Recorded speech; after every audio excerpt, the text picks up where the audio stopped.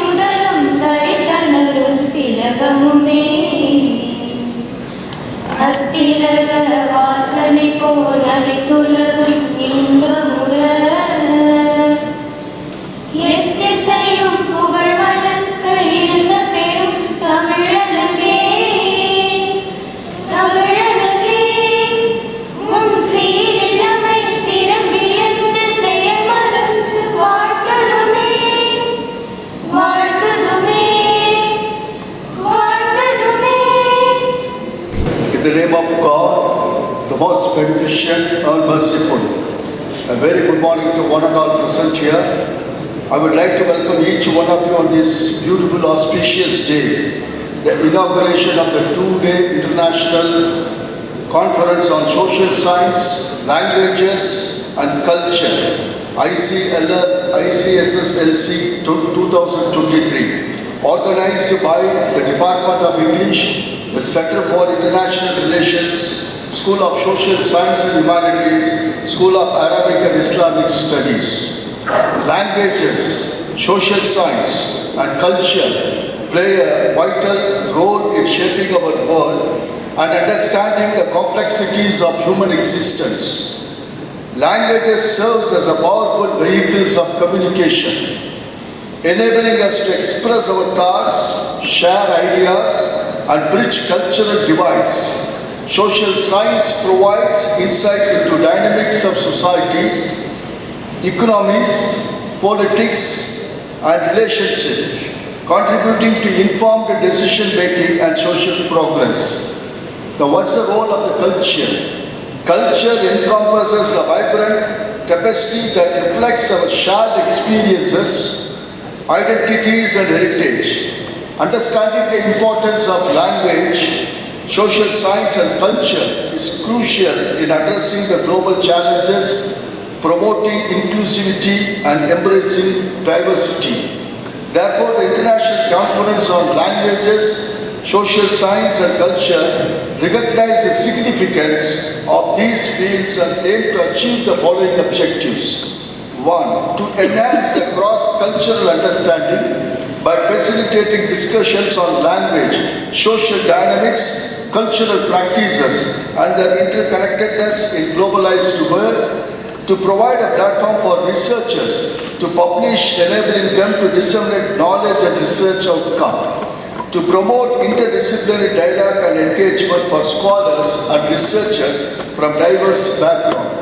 I'm happy to announce here that more than 100 plus participants from national and international institutions registered for this conference. Participants have eagerly arrived from Oman, Nepal, Spain, Malaysia, effluent from Hyderabad, Sikkim University, Tamilnadu Mahavidyalaya, West Bengal, Integral University, Lucknow, Uttar Pradesh, and Indira Kala Sangeet University, Chhattisgarh. So, I have been given the pleasant task today. So, on behalf of the conference committee, it's my privilege and honor to welcome our Vice Chancellor. Though our Vice Chancellor has some other engagement, he could not be able to attend this function, but on behalf of the committee, I extend a warm welcome to our Honorable Vice Chancellor Dr. T. Murugesan. It is a true pleasure to welcome Dr. Thajudeen, the Pro-Vice Chancellor, for his presidential address. I would like to extend a warm welcome to our most respected Registrar Dr. Hussain, who is going to inaugurate this wonderful international conference for 2 days. I am glad to respectfully and cordially welcome the Honorable Guest, Mr. Scott Hartmann, the Cultural Affairs Officer, U.S. Consulate General, Chennai. This dais is a big opportunity for me to welcome our guest, Dr. Katharina Gorgen, the Director, Goethe Institute, Chennai. It's a true pleasure for me to welcome another distinguished guest, Mrs. Nacchiyar, the writer, orator, founder, Tamil Africa, Tanzania, East Africa. I would like to extend our sincere gratitude to our guest, Dr. Rizwanur Rahman, the Chairperson, Center of Arabic and African Studies, School of Languages, Literature and Cultural Studies from the Jawaharlal Nehru University, the prestigious university from New Delhi.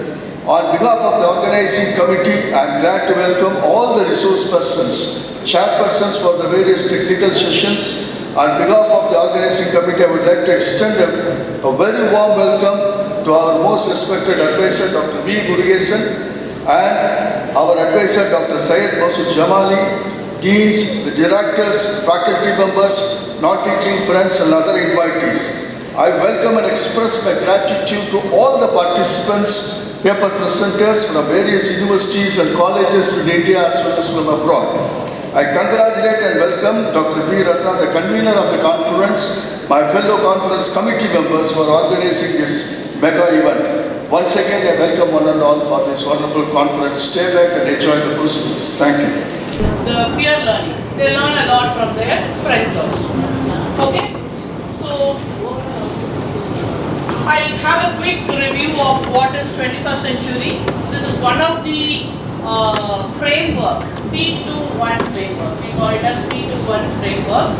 Okay, there are many frameworks. This is one of the framework which talks about the 21st century skills.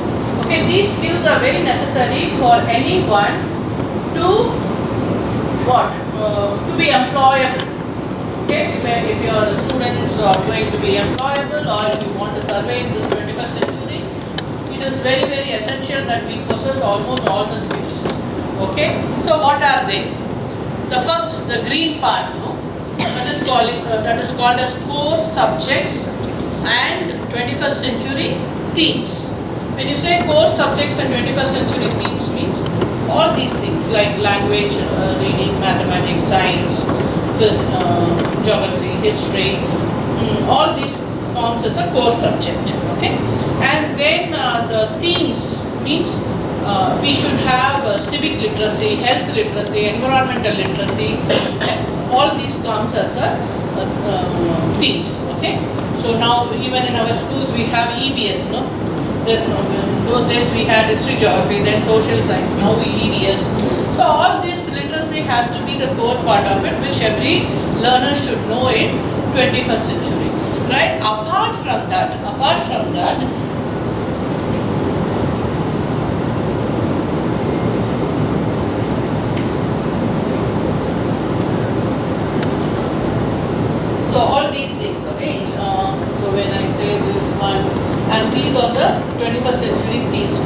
said. Apart from this, okay, you should have this 4 C's, what we were discussing in the morning. Okay, critical thinking and problem solving, creativity and innovation, collaboration and communication. And then media and information and media literacy. Information and media literacy. That is, what is information literacy, media literacy, ICT literacy. So if it is not that you should only be literate, you should be also ICT literate. How to use this, because everybody will be having a email address, okay, a phone, how to use a mobile and all those things for all the purpose, for banking, for anything. So that is very important. Then what is media literacy? It may be social media or the new media is internet media, okay. So here you should not only know how to access the information, you should also know how to assess the information. That is more important. See, whatever is available on the internet or the net, is it authentic? Is it authentic? No. No. How much we can believe on it? So we should know, no? So many times we have lost money, time, isn't it? See, one of my friends, no, when we were going up,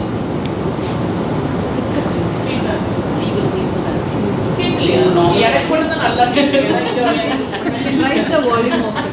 No, that is the maximum. Full volume. If no, then a speaker in the class. That's what the madam said.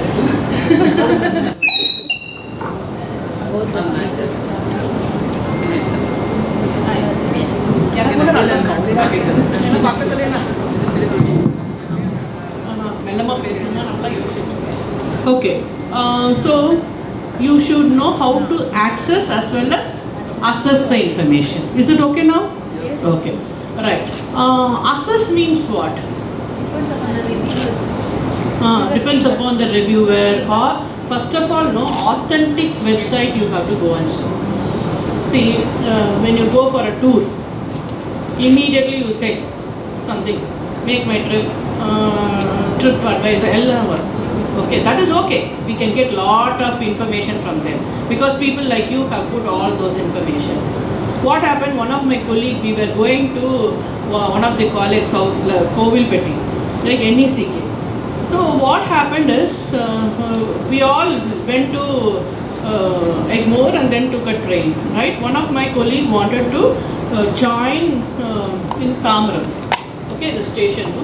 So he said he was very busy in the institute, and his house is near Krompet. He said, I'll catch you all in Tamram, okay?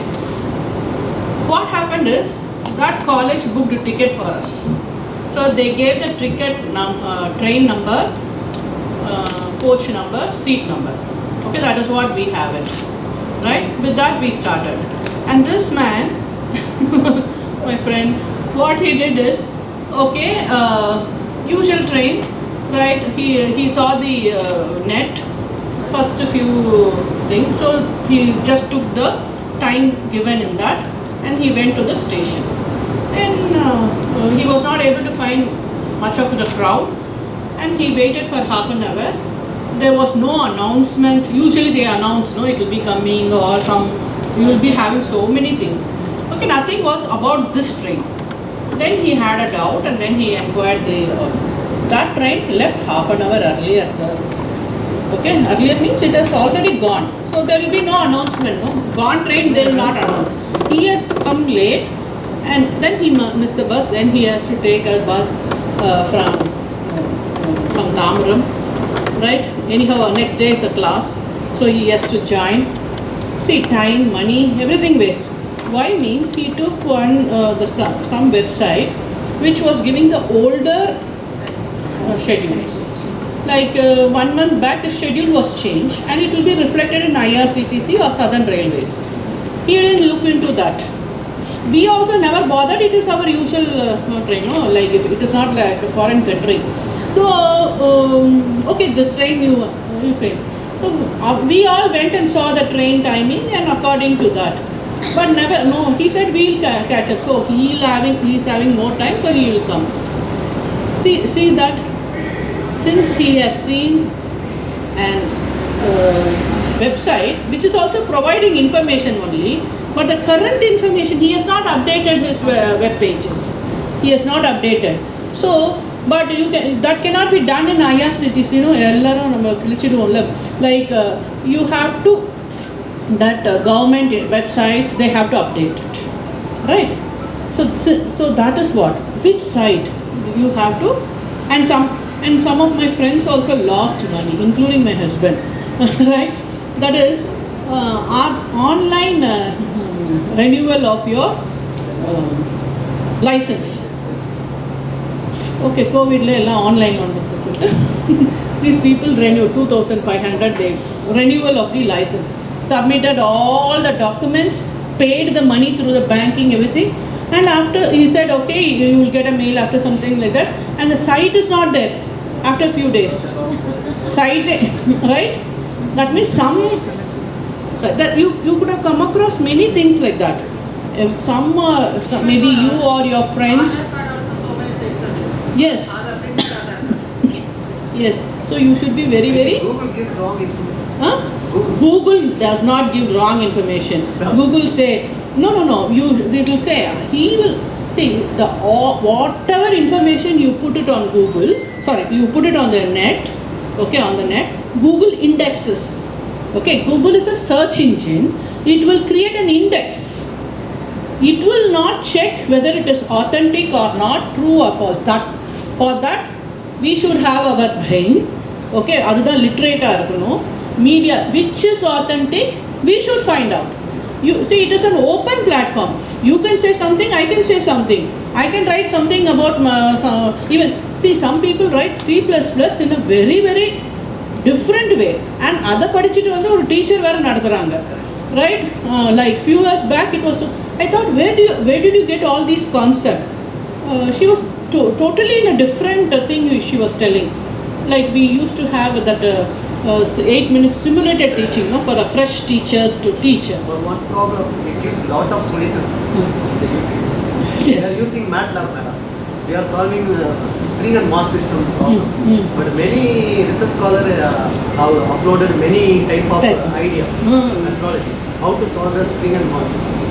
Which one correct, I don't know. That you should assess. Other than assess பண்ணனும். It is providing it. All the information is there. All the seminar PPTs are uploaded. Everything is there. It is. The logic will not be there in the topic. Yes. So you are a learned person. We have to analyze, right? So you are the best person to choose what according to your thing. So it will not give the correct one. It is an index. It is a search engine. Whatever you put it in the net, it will index and give it. It will index and give it. It is up to us to check which is, say, why internet? Now channels, TV channels. The same news given in a different perspective. In the Kachikara or news, same news now, no? It will be very positive, it will be totally negative. If you just switch between these two channels, okay, then you will get different perspective of the same happenings. Isn't it? We have to judge which is right. So this media is a fourth pillar, of the society, they say. In what way we are going to judge?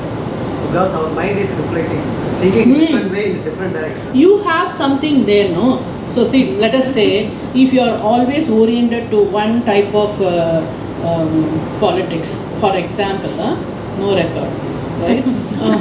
And we will tend to see that channel only. Yes? What is it? Nowadays, newspapers, all run by the private people, not by the government. And government also is using this media now. The present government, the central government is using this media for all those things, okay? So that all good things about it, the other party will say all bad things about it, starting from G20 to everything, right? We are the people who have to judge. So, and here also, it is left, nobody is going to say you are right or wrong. It is your wish, no, freedom. We have the freedom to do whatever it is. You like this or like that, it is that. So, but that is different, opinions, all those things. But when it goes for content, when you are going to teach it for their students, you should get the content from an authentic site, because we are going to spread that, no? So somebody, some blog writer, you should not go and do it. If it is from the university, standard university, top university people, or from Wikipedia, or from some blogs run by the universities, then you can say. You could have said, no, there will be so many doctors in the YouTube giving so many things. Herbal, right? But it may or may not. You have to find whether that doctor is authentic, whether he has that,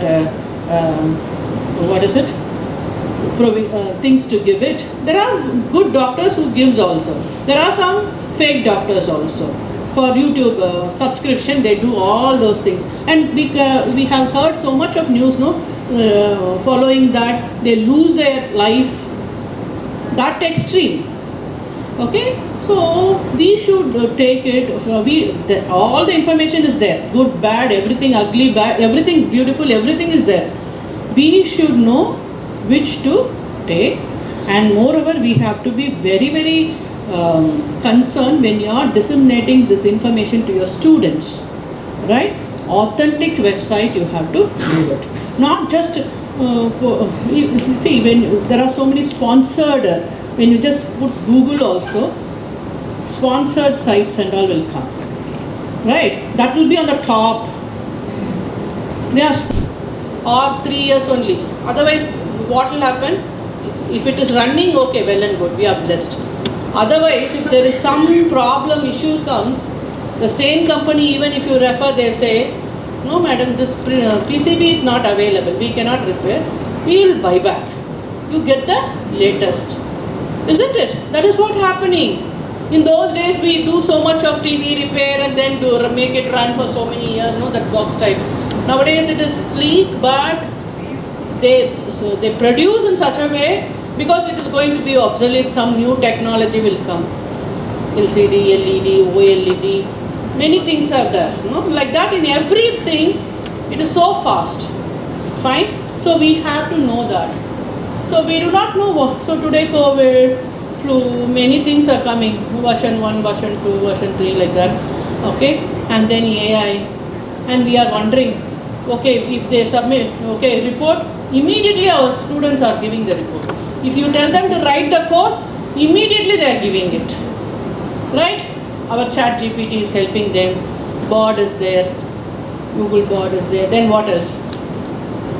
There are so many, which helps us. And now, the time they take to find is only there. That is what? Not the time to code it. Coding, Google this. So you have to be a good orchestra. Taking, putting it as a nice thing and remixing it and giving it. So our job changes, no? Right? Which is good, which all those things you take it from thing and you bundle it and give it. So many things are there. Right? So we have to, so these are the new skills is required. And you have to bounce back. Whatever may come. Okay, I keep running. Okay, you should not be left out, or we should not be down. Okay, because today it is like that. Okay, so but we are following the old traditional way of this only: teacher center, chalk, memorization of facts, written tests, examination, manual evaluation. But this will not be helpful. Okay, from teacher centered it should be student centered, and from Sage on the Stage it is guide by the side, and moreover it is we are co-constructor of learners. Baiju advertisement, if you see now, it is now they are not putting. Previously, have you seen the Baiju advertisement? What they say? I am no more a parent. Good morning to you all. Thank you so much for inviting me and giving me the opportunity to speak. Looking at the program of the conference, I decided to speak about the most obvious topic of them all. Why learn a language in 2023? Now for German, the good news is that it's not one of the most complicated languages in the international ranking, such as Arabic or Finnic. German is in the lower middle field. And yet, it takes 500 hours of learning to be able to have a basic conversation in German. On the other hand, it takes all of you about 20 seconds to take out your smartphone and get something translated on DeepL. So, why bother? I would like to give you 3 different reasons today why it still makes sense to learn a language. The most obvious one of those is, of course, communication. If nothing else, the pandemic has shown us that person to person is completely different and the digital is not a full-fledged compensation. And I admit, DeepL might work in a one-on-one conversation, but nothing compares to the sense of fulfillment if you're sitting in a group of people who speak a different language than you, and yet you don't feel excluded, but you feel as part of the group because you can follow the language. The second reason I would like to give you comes from neuroscience. The chances to have Alzheimer in your late days are much lower if you keep your brain busy throughout your entire life, if you continue the habit of learning. To be fair here, it makes no difference at all if you learn step dance, do complicated puzzles, or learn German. And for the sake of a healthy life, please choose whichever one of those makes you the happiest. But it is important to note here that while learning comes easier to us when we are young, the importance of learning never diminishes over time. We all should encourage people of all age groups to continue learning languages and help them to do so. But the third reason is the most important one to me personally. Have you ever heard of the German philosopher Ernst Cassirer? He was born in 1874 in Breslau and died in 1945 in New York. He was a professor for philosophy in Hamburg first and worked with people like Abdur, of whom you might have also heard. In 1933, he was unfortunately one of the many brilliant minds that had to leave Germany because he was Jewish. After a few years of teaching in Göteborg, he moved to the US and taught philosophy in Yale and Columbia. As a student myself, I came across one of the thoughts of Ernst Cassirer that has stayed with me ever since. It is kind of obvious, and yet it had never occurred to me before someone introduced me to Cassirer. In German it says, Sprache ist Prägung zum Sein. Translated, this means language coins reality. Now what does that mean? It means that we think what we think in the words and concepts that the language we speak provides to us. Oppositions that we might never question as such have been manifested as oppositions way before our time by different speakers in our language. Why are some things oppositions? And could we think of the concept opposition without the word opposition? And more important, wouldn't there be oppositions if we as humans hadn't invented the word? The language we grow up with, the language we communicate in, we love in, we hate in, shapes the way we think, such as a big matrix in which we are moving. Our reality is shaped by the language we use. that also means that it's extremely hard to formulate a thought beyond the language that is already there, beyond the things that are sayable in your time. And that makes you realize that there are other realities outside of your own language. Learning a language gives you access to a different reality in a way. Now there are a few examples to make it just a bit clearer. The most obvious example is that you learn something about the people who speak the other language. Often quoted is the fact, and you might have heard this already, there are 15 different words for snow in Swedish. In German, there's one. I know that there's also one in Tamil, which is more like a theoretical concept if you actually live here.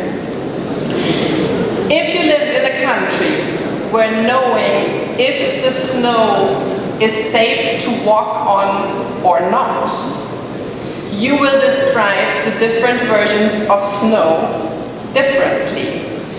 Because if you need to warn someone that they might die walking on this kind of snow, you need to do this quickly and with precision. So you need a word for that snow that might kill you. One word needs to do that. In this way, reality also coins language. You can also learn about what is available in the country of origin of a language. I personally still haven't understood what all the different words for rice in Tamil are for, because in German there's just one. There's just one kind of rice you can have. So you can still say, okay, that's interesting, but I don't need to spend 500 hours of work to learn that there's more rice variety in Chennai than there is in Germany. And I would actually have to agree. But these are just the most obvious examples. How about a concept like gender?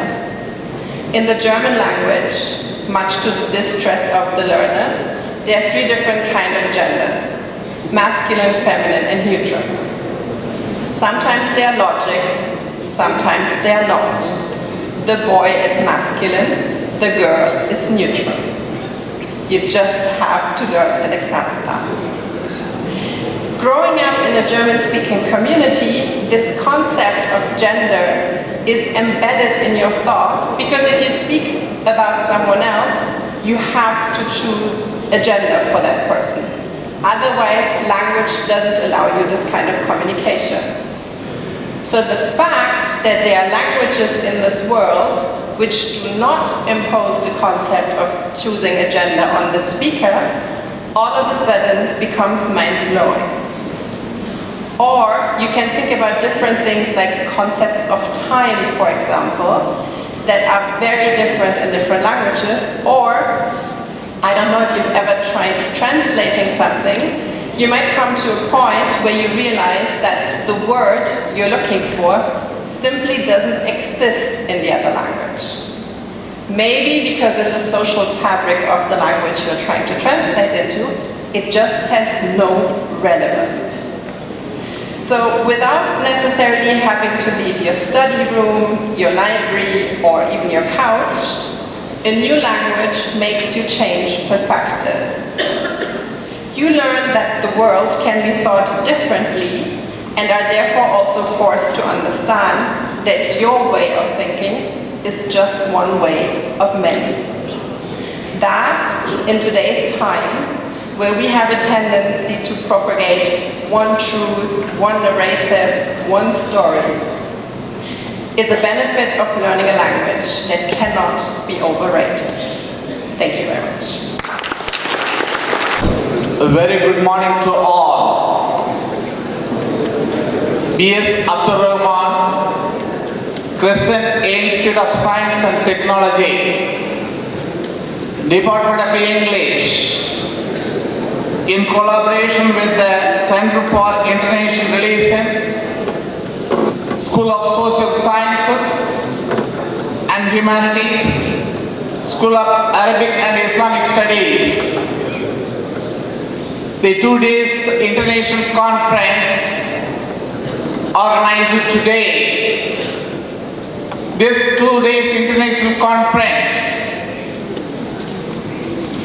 the Department of School of Social Sciences and Humanities, Center for International Relations, and the School of Arabic and Islamic Studies, the 3 department schools are jointly discussed and decided.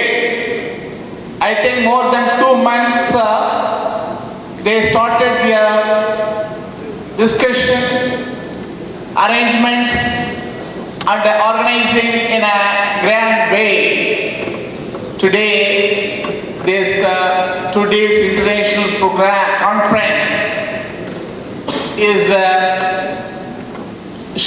witnessing in an enthusiastic way for this wonderful event. I, on behalf of the Institute of B.S. Abdur Rahman, Crescent Institute of Science and Technology, first of all, I welcome you all for this wonderful 2 days international conference. Here, our most honorable Pro-Vice Chancellor Dr. Thajudeen has delivered the presidential address in a grand way. It's a useful manner, the need of the hour related to this 2 days international conference. And also I have to mention the advisors of our institute, Dr. T. Murugesan. Under his guidance and support, we are doing a lot of academic and extracurricular activities in our institute. And also I have to mention our another important advisor, Dr. Masood Jamali. He was a former Dean of Arabic and Islamic Studies. He is an untiring personality associated with more than 50 years of our institute. He is guiding us. Here, for this 2 days international conference, we have invited the delegates from various parts of this world. Particularly, I have to mention the keynote speakers. Dr. Katharina Gorgen, Director, Gothi Institute, Chennai. She has also delivered her keynote address about the language. Madam, really, we appreciate your concern. We extend our heartfelt thanks for the participation. It is a need of the hour to understand the language of other countries, to know the culture. Whatever the need of the hour is between the understanding between the 2 nations. It is a need. In that way, you have delivered the keynote address. I have to mention Mr. Scott E. Hartmann, Cultural Affairs Officer, U.S. Consulate General, Chennai. Yes, he is also an inspiring person. When I was in University of Madras as a cultural coordinator for 10 years with the U.S. Consulate, Cultural Affairs Ministry Department, organized so many programs, nearly 20 programs organized the exchange of culture between U.S. and the Indian citizens, particularly the Tamil Nadu.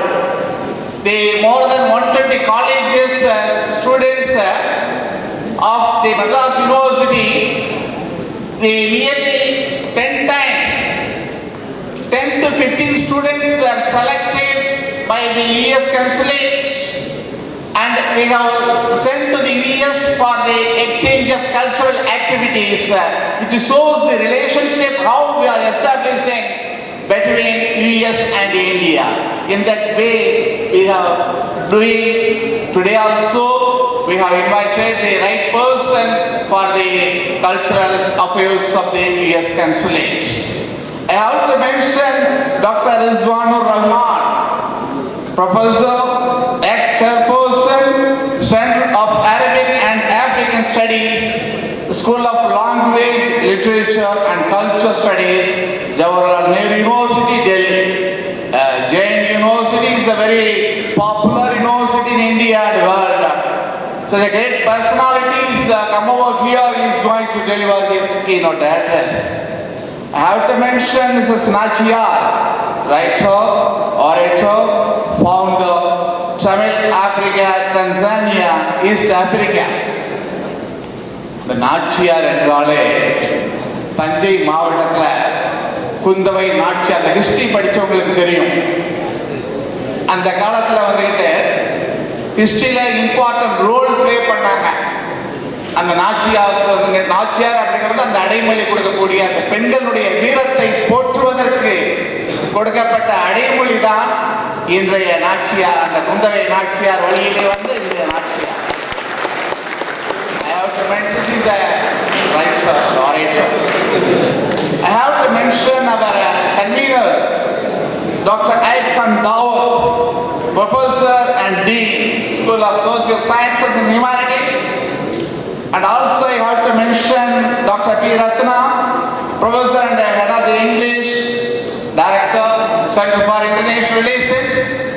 And also another important personality, the Head of the Department and Dean in charge, Dr. Abdur from School of Islamic Studies, Arabic and Islamic Studies. Delegates from various parts of this country and abroad. My dear student friends, guests, press, once again, I extend my heartfelt welcome, thanks, and good morning to all. This 2 days international conference is going to discuss and deliberate in the area of social sciences, language, and culture in the different parts of the world. We have received so many purposes related to the social issues, problems, what our Pro-Vice Chancellor rightly pointed out, the environmental studies, the global warming, how it's threatening us. Each and every country is discussing now. We have to find out the solution for that. Definitely, this 2 days conference purpose and discussions, deliberations will give the solutions for those problems. Likewise, the language, what Madam Katharina Gorgen rightly pointed out, with the language only we can able to understand. சொல்லுவோம் mother tongue, அந்த தாய்மொழி இருக்கும்போது எந்த அளவுக்கு we can easily understand the things. Likewise, if we are understanding, இன்னைக்கு வந்துகிட்ட world level, English is the one of the most of the countries. I think nearly more than 99 countries, 99% of the countries are using the language English. I think so. I'm not so sure, but I'm telling that because everywhere, if you go, English, everybody is speaking.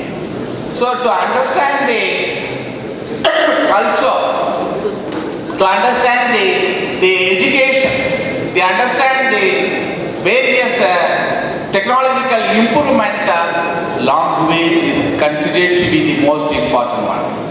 In that way, our English department is also joined with this international conference to discuss about the importance of the various languages in India and abroad.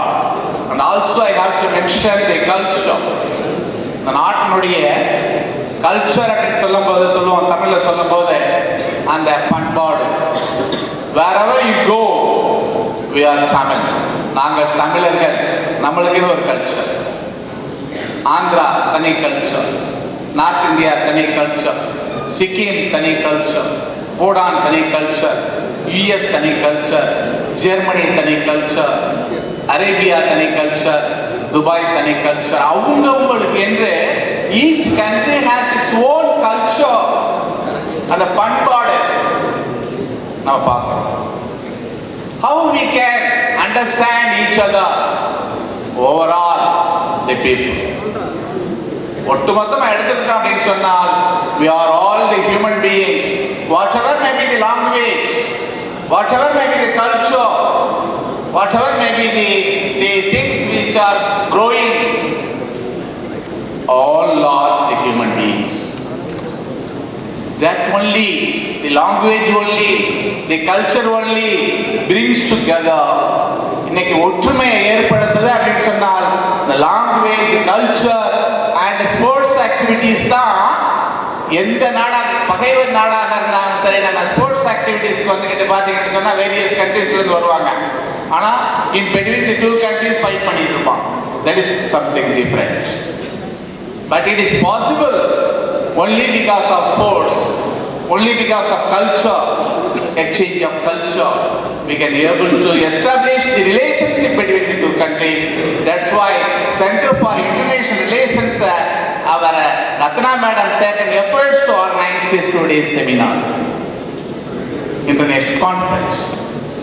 So with all these areas, social sciences, languages, culture, the 3 areas we received lot of papers from the different parts of this country and abroad, and the 2 days conference is definitely going to provide a lot of inputs, lot of information for our students community as well as for the society in this August forum. Once again, I express my gratitude for the organizing committee. They organized this 2 days conference in a wonderful manner, in a grand manner, in a successful manner. I, as on behalf of the BS Abdur Crescent Institute of Science and Technology, I inaugurate this 2 days international conference in a successful way. Thank you very much for this opportunity. Thank you, sir. Vanakkam, good morning, and Assalamu alaikum.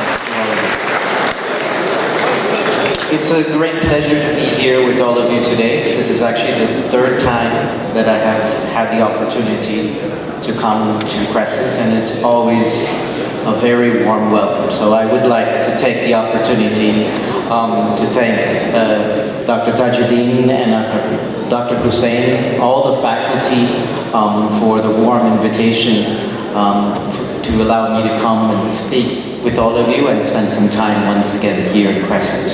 I'd also like to pay respect to all of my fellow guests here on the stage today. It's a delight to meet all of you, and thank you so much for giving me this opportunity. And thank you to all of you for coming to participate in this inaugural event of the conference. So, in my role as the Cultural Affairs Officer, you hear that culture is at the center of that role. I'd like to take just a minute to get a sense to know the people in the audience. So if you could just raise your hand if you are from Tamil Nadu. Okay, go ahead, raise your hand. Okay, so most of you are from Tamil Nadu. Can you raise your hand if you are not from Tamil Nadu? That gives me a better sense. Okay, good. So we have a couple. How many of you have ever been outside of Tamil Nadu? Outside this state? Visited some other state? Okay. How many of you have been outside of India? Oh wow. How many of you have visited 5 countries? 10 countries. Okay, so we already found the limit. Good. Okay, thank you. That always helps me to get a sense of the audience. So I'm going to tell you a very quick story. I don't have a lot of time, so I'll try and keep it brief. So when I was a student, like most of you, I decided that I was going to study the field of international relations.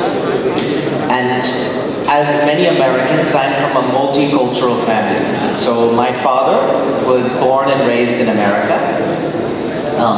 He's primarily of Scottish and German descent, but obviously he knew very little about either of those countries because it had been many generations. My mother is from Brazil, so I'm a Brazilian American, and I grew up speaking 3 languages, English, Spanish, and Portuguese. So I have a very multicultural upbringing. So one of the summers I was visiting my grandfather, my Brazilian grandfather. He was a very tough man, very self-made man, very practical man, but also very direct, which is not normal in Brazil sometimes. So after I had enrolled at the university and started studying international relations, he asked me, "So tell me a little bit about what you're studying." And I told him I'm studying anthropology and, comparative religion and studying, about culture and literature of different places. He looked at me, he said, "Why? Why? Why are you studying that? What use is that?"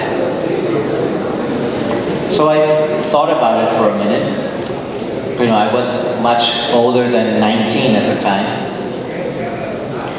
And I really did think about it for about 30 seconds before I answered. Dr. Gorgen was mentioning how language is sometimes the key to culture. Culture is the key to who we are and how we relate with each other. And I think it's only through these studies of social sciences, of culture, of languages, that there really is a future for our planet. You've heard from some of the other speakers, you know from watching the news, that there are many existential threats to our planet. But the one thing that defines us is that we are humans. We are social creatures. Together, we can solve many problems. Together we can also create many problems. But the key to human interaction is understanding each other. And to understand each other, we have to learn about each other. We have to learn about what makes people who they are, why they think in different ways, the perspectives they have, the histories that have defined their realities. And by doing that, it's not just about understanding, but it's also about empathy. And what is empathy? It's not meaning that we always agree with the other person. It's meaning that we can understand things from someone else's perspective. And when you have empathy, you are capable of having a dialogue, an interaction, and a connection with some other person. So the reason I asked that question at the beginning, ultimately you saw the direction that I was going at. So I have been to over 50 countries. I have lived in more than 20 countries in my life. So I have friends, I have memories, I have connections across the whole globe. So every day, when I turn on the TV or I open a book or open the newspaper to read about something, sometimes it brings smiles. Sometimes it makes me curious. Sometimes it brings tears. Because the world is not always a beautiful place. Sometimes it does, sometimes it is. But I am connected in a different way with many other people. And I have that to thank the field that I studied. Because it opened the world to me in a very different way. So before I finish the talk today, I just wanted to share one more thing with you. Dr. Hussain mentioned a little bit about my role in some of the programs that we do. One of the programs that is most dear to my heart are our exchange programs. And right now, next week, we will start recruiting and opening up all the applications for our exchange programs. Some of those programs are long-term programs, so you can apply to study and do a degree in the United States. Some of those programs are shorter-term programs that are open both to the students and to the faculty. Some of those are focused on themes like religious pluralism and diversity, or American literature for those English students out here. Some of those are focused on culture and society, sustainable development. But there's one program that's very special to us. It is a program that was established just almost 2 years ago. It's called the Gandhi King Global Student Leaders Program. And what it is aiming to do is find people who have an interest in leadership, but also an interest in what we call transformational leadership. So you all know the story of Gandhi. And some of you may know the story of Dr. King, Martin Luther King. Both of them were very strong civil rights advocates, and they are also deeply moved by the cultural and living experiences that they had outside of their country. So the program brings together people from India and the United States to spend time together in the United States, and as a very different type of cultural program, an exchange program. It then brings that group together once again here inside India to explore issues of civil rights, of social justice, and ultimately of social change. So I really do hope that if one thing you remember from my talk today is when we announce to your university the opening of the exchange programs, that you take a look and think about applying, because we really would like to see some students from Crescent apply and be selected to have a very transformational experience in the United States. Thank you so much for inviting me, and thank you for giving me the opportunity. Thank you, sir. Coordinator, why not give the opportunity from our institute for 10 to 20 students for cultural exchange of USA. You can select our students, they are ready to come, and please take them to your United States and give them opportunity for our students. It is my humble request, sir. I am expecting the immediate selection of students from your consulate cultural affairs. Thank you, sir. Assalamu alaikum wa rahmatullahi wa barakatuh. Good morning to all of you.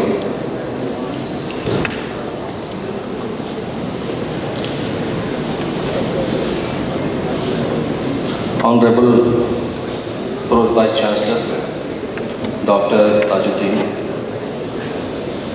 Honorable Registrar Dr. Hussain, Dr. Katharina, Mrs. Mrs. Nacchiyar, Convenors Dr. Vandalur, other distinguished guests on the dais, ladies and gentlemen, I must thank this great institution, BSACIST Crescentinstitute of Science and Technology, for inviting me for this very important occasion, that is two-day international conference on a very important topic that relates to languages and social sciences. And this is my first visit to Tamil Nadu, and for this I am especially thankful to the conveners and other organizers for giving me this opportunity. Actually, I teach Arabic language translation studies, and one course of advanced Arabic grammar. In our university, we also teach some courses which are not exactly related to Arabic language. They are part of social sciences, that is history and culture of Arabia. So that way, in Arabic we also teach one branch of social science, that is history and culture. When we say language, we can't say that we are teaching only language, because we also teach so many other things while teaching language. You can't avoid cultural studies. When you teach literature, you also discuss society and history. So I have been asked actually to give my presentation on some kind of relation between language and social science.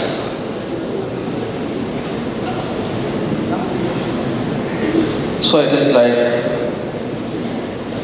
some kind of social linguistics and also language in general. We know that language and society is inseparable, two parts of the same currency. There is no concept of people without country, and there is no concept of country without people. Every country or every human settlement must have at least one language. Assalamu alaikum wa rahmatullahi wa barakatuh. Good morning to all of you.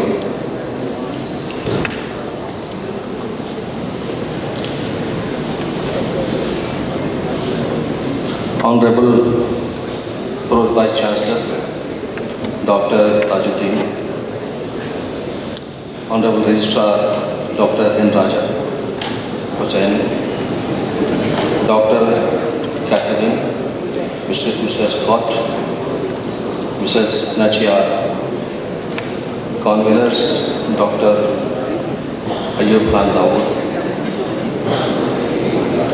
other distinguished guests on the dais, ladies and gentlemen, I must thank this great institution, Abdur Crescentinstitute of Science and Technology, for inviting me for this very important occasion, that is two-day international conference on a very important topic that relates to languages and social science. And this is my first visit to Tamil Nadu, and for this I am especially thankful to the convenors and other organizers for giving me this opportunity. Actually, I teach Arabic language translation studies and one course of advanced Arabic grammar. In our university, we also teach some courses which are not exactly related to Arabic language. They are part of social sciences, that is history and culture of Arabia. So that way, in Arabic we also teach one branch of social science, that is history and culture. When we say language,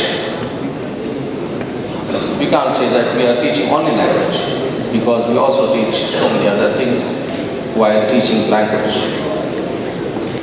You can't avoid cultural studies. When you teach literature, you also discuss society and history. So I have been asked actually to give my presentation on some kind of relation between language and social science.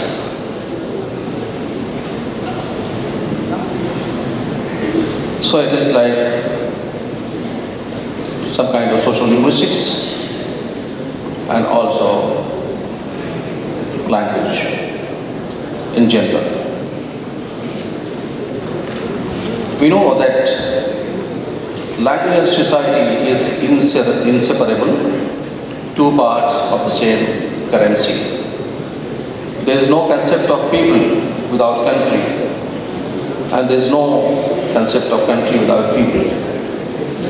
Every country or every human settlement must have at least one language to communicate among themselves.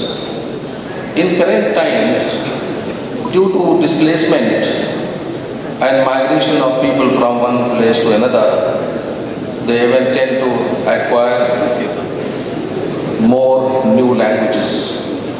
But still they try to preserve their own original mother tongue. People even acquire or create new codes, new words to fulfill their needs of expression. It is also due to advancements in the field of science and technology. Migration of people from one place to another and acquiring new customs and habits. So the main function of the language is generally remains as a means of communication. Language is a vehicle to interact with other people. Thus everybody should own at least one language, one own language, and use the social means of communication. Language gives wings to ideas in all walks of life and develops human civilization. When we say language, it means verbal language, which are written, which have words, which have communication, some kind of common expressions. These are languages in the world. There are languages in the world even today which have limited number of words. And the process of there is a language called language of Andaman Nicobar Island, this Jarwa. The language of Jarwa tribe, which has only 48 words. But still these 48 words are sufficient for the communication among themselves. They don't need more words. But today we have languages which have millions of words, thousands of words. And the process of creation of new words, derivation of new words, borrowing of new words continue because more and more words are required for daily needs. But when we say that there is a language which has only 48 words, it doesn't mean this is underdeveloped or undeveloped language. Language grow along with the growth of civilization. People who are confined to an island perhaps don't need those kinds of vocabulary which we need today. New words are added, new expressions are formulated as per the need of society. Now we have thousands of technical, scientific, medical and engineering terminologies in English, in Arabic and other languages. 2 or 3 centuries back, they were non-existent. I must tell you that despite major developments in various so-called advanced languages, they lack in giving expression to many things. Let us see our cultural terminologies from dress to food and from art to music. They are non-existent in languages like English and French. Can you translate names of local delicacies into English or any other languages? Similarly, you can't give English or French names to local dance and music. Languages preserve ideas. The best example of it is preservation of Indian and Greek ideas into Arabic through translation. Arabic recruited Indian scholars to translate Indian books into Arabic in medieval times. These books were on philosophy, medicine, literature, astronomy, mathematics, and so on. The famous book Panchtantra was translated into Arabic by Abdur from its old Persian version, and the book got transferred to Europe, and there it was translated into other European languages. So Arabic language actually preserved this book on Indian wisdom and transmitted it to the West. The Greek book on philosophy, literature, politics, and history were also brought by the Arabs, and they were translated into Arabic. All the original versions of these books, or many of these books, were lost, but its Arabic version remained. So Arabic made a very important contribution in preservation of heritage of human civilization. Sometimes ideas also help preserve the language. Like religion, philosophy, and literature, it helps in preservation and the spread of languages. Let us see the example of Sanskrit. Sanskrit, which was just a language of religion or language of a particular class of people, remained preserved in old books of Vedas. But despite best efforts of the state as well as institutions, it has remained confined to a corner. But this language was preserved by these great works of scholars from ancient time. Arabic language was a lesser known language before the advent of Islam. It had long odes in Arabic and a few insignificant pieces of prose. But the revelation of the Holy Quran revived and developed this language. Since Quran was in Arabic, it became popular in regions where Muslims lived and propagated religion. With the spread of Islamic State, it also spread. All kinds of scholarship developed in Arabic, and now it has hundreds of millions of scholars in all the continents. என்னை நன்றாக இறைவன் படைத்தனன் தன்னை நன்றாக தமிழ் செய்யுமாறே என்ற திருமந்திரத்தின் வரிகளோடு இந்த சபையில் கூடியிருக்கும் சான்றோர் பெருமக்களுக்கும் மாணவ கண்மணிகளுக்கும் ஆசிரியர் பெருமக்களுக்கும் வணக்கம். Honorable Dais, my dear students, guests and faculties, and I have some friends from my land, Africa. Jambo, good morning everyone.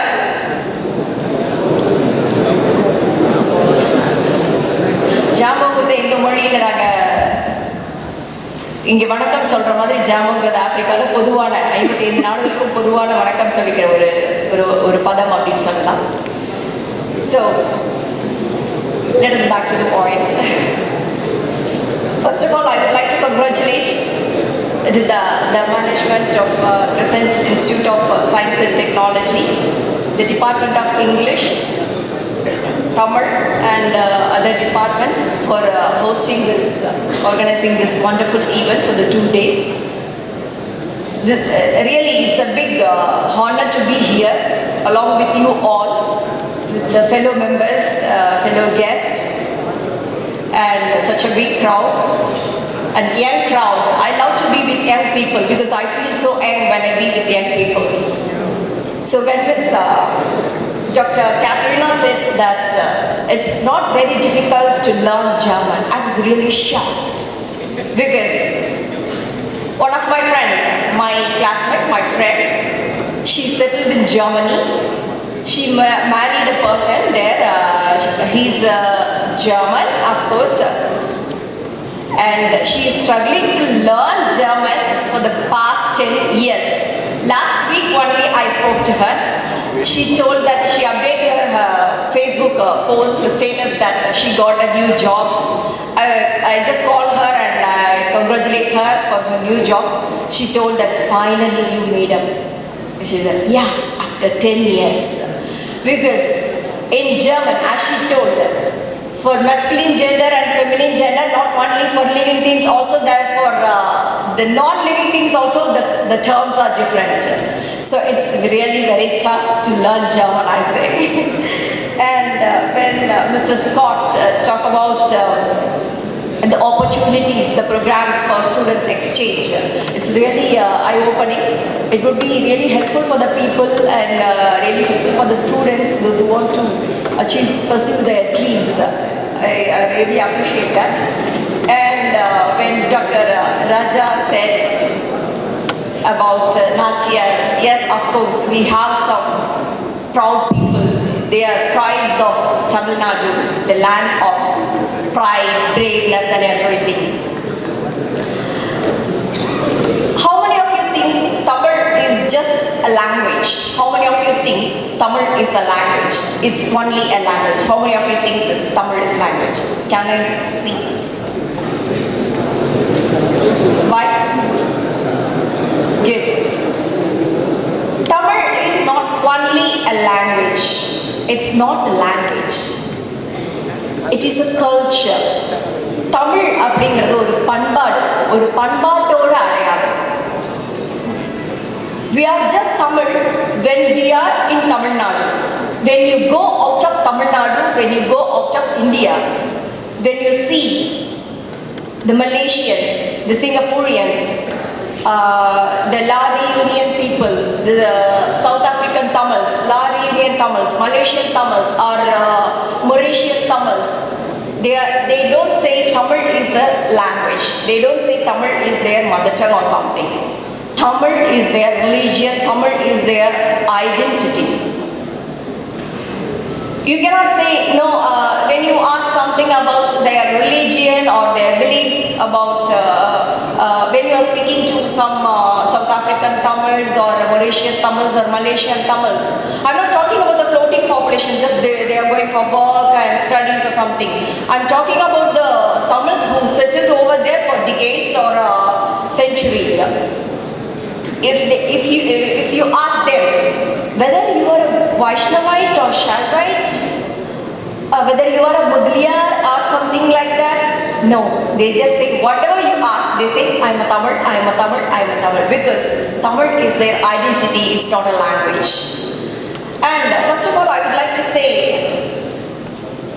I didn't pursue my masters or my major or my bachelor's in Tamil.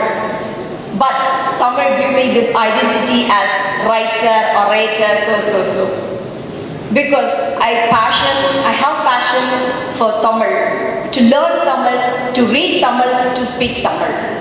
So people, those who are reading or speaking or Tamil, don't feel low, don't have so low self-esteem that you don't have any other opportunities.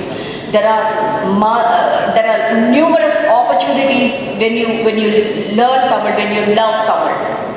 I know a person from, I think, Shastra University. He is doing some bachelor's in Shastra University. He is having his own magazine. He is leader of a small group. He is doing this BSc IT or something. He find out his passion about Tamil culture, Tamil history and everything. He started doing research about Cholas and Pandyas. Now he's a researcher. He's a well-known researcher among the Tamil associations or organizations in abroad. And there are a lot of people, those who gained how to say, lot of people are there. Their majors are from different, Like some people are microbiologists. There is one person, he's an engineer in UK. He's a sound engineer, he's in UK. And he's a well-known poet. He's a writer and he's having his own Tamil organization. And there is one lady, my friend, she's a microbiologist. She's in Singapore. She's having her own Tamil organization. She's doing a lot of Tamil research activities.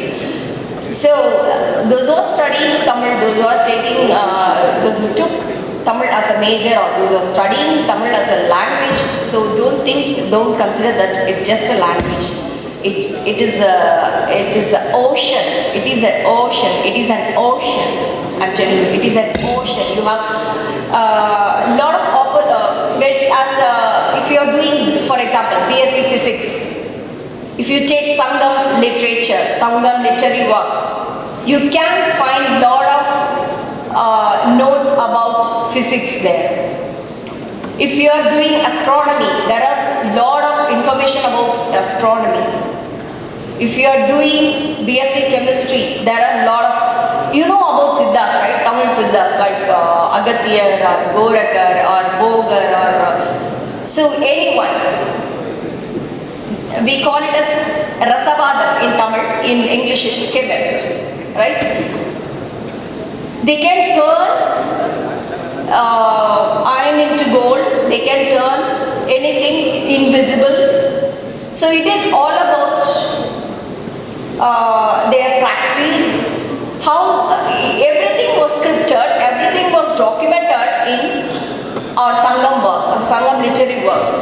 So whatever your major, whether it is BSc Physics or BSc Chemistry or BSc Mathematics or whatever it is, so just if you are keen about Tamil, if you want to learn Tamil, or if you want to find something which is related to your passion, it is there in our Tamil literary works. So please do read Tamil literary works and shine well as a diamond. So thank you for this wonderful opportunity for the management of Crescent College and Dr. Radhika for inviting me here to be with such a wonderful crowd. Thank you so much. I wish you all good luck.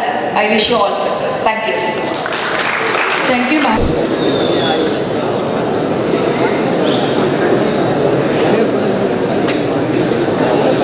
This conference proceedings is published by Abdur.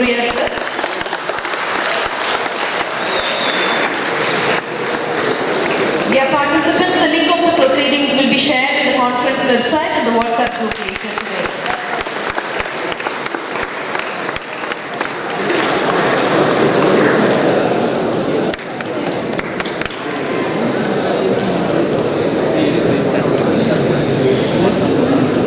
Thank you, sirs. Thank you, ma'am. Very good morning. The most pleasant duty is bestowed upon me, expressing our gratitude towards the personage who contributed for the successful conduct of this inauguration of the two-day international conference ICSSLC 23, organized by the Department of English in collaboration with Center for International Relations, School of Social Sciences and Humanities, and School of Arabic and Islamic Studies. At the outset, I would like to express my sincere thanks to our esteemed management and our Honorable Vice Chancellor, Murugesan, for their encouragement and support in organizing events of this magnitude. I express my profound gratitude to our Honorable Pro-Vice Chancellor Dr. Thajudeen, an eminent scientist, for having accepted our invitation to be the President and delivering his insightful presidential address. Thank you, sir. My grateful acknowledgements are due to our respected Registrar Dr. Hussain, who has been always giving his unwavering support in all the academic activities of our department as well as the center, and for delivering his befitting inaugural address. Thank you so much, sir. I sincerely thank our respected advisors, Dr. Murugesan and Dr. Syed Masood Jamali for their excellent guidance and support and their gracious presence. Thank you, sirs. My profound acknowledgement, grateful acknowledgements are due to our distinguished guests of honor, Mr. Scott E. Hartmann, Cultural Affairs Officer, U.S. Consulate General, Chennai, Dr. Katharina Gorgen, Director, Goethe Institute, Chennai, Dr. Rizwanur Rahman, Professor, Center of Arabic and African Studies, School of Language, Literature and Culture Studies, Jawaharlal Nehru University, Delhi, and Mrs. Nacchiyar, writer, orator, Tamil Africa, Tanzania, East Africa, for having accepted our invitation and gracing this occasion with their presence and also their participation by giving remarkable keynote address. And your presence, your participation and valuable contribution have certainly enriched the value and grandeur of our conference. Thank you so much, sirs. And in this context, as Director of International Relations, I would like to join with our Registrar Dr. Hussain with a request to Mr. Scott E. Hartmann that we are interested, our institute is interested in participating in this student exchange programs. Thank you so much, sir, for your invitation. And my sincere thanks are due to our eminent resource persons, panelists, chairpersons for paper presentations, and then panelists, and then workshop resource persons from far and wide India and across the globe for your contribution to this conference, for having accepted our invitation. Thank you so much. And most important acknowledgement to our beloved delegates whose enthusiastic participation really encouraged us. And I would like to thank, my special thanks I would like to convey to each and every one of you for your valuable time, effort and your passion towards academic deliberations. And welcome to Crescent, and I sincerely hope that this 2-day international conference, the academic deliberations in this conference will definitely have a lasting impact in the learning curve of everyone concerned. And I would like to thank the convener, Dr. Ayukan Dabu, Dean, School of Social Sciences and Humanities, for his guidance and support, and also the Dean, Islamic Studies, Dr. Abdur, for his support and contribution. Thank you, sirs. And words are inadequate to thank the overall coordinator of the conference, Mrs. Katharina Gorgen, and also the department coordinators and the faculty members of various committees, research scholars and the students for their excellent cooperation and support and their tireless work throughout for nearly 2 months for planning and preparing for this conference till date. So I would like to extend a warm thanks to every one of them. And most importantly, our grateful acknowledgements are due to the audience, beloved students, research scholars, and deans and HODs and directors of Crescent Institute for your gracious presence and participation. We value this so much, and you have graced and honored us by your presence. Thank you so much. I thank one and all who directly and indirectly contributed to this conduct of this inaugural function, and including the auditorium in charge, the technical staff, the supporting staff, and the people, faculty members and eminent members from JNU Delhi, and the resource person from Nepal, Dr. Prasad, and from American Embassy, guests from American Embassy, everyone. I would like to extend my sincere thanks. I thank one and all, and I would like to conclude with Anevarukkum Nandri, Feel and Dank, Shukran, and thank you.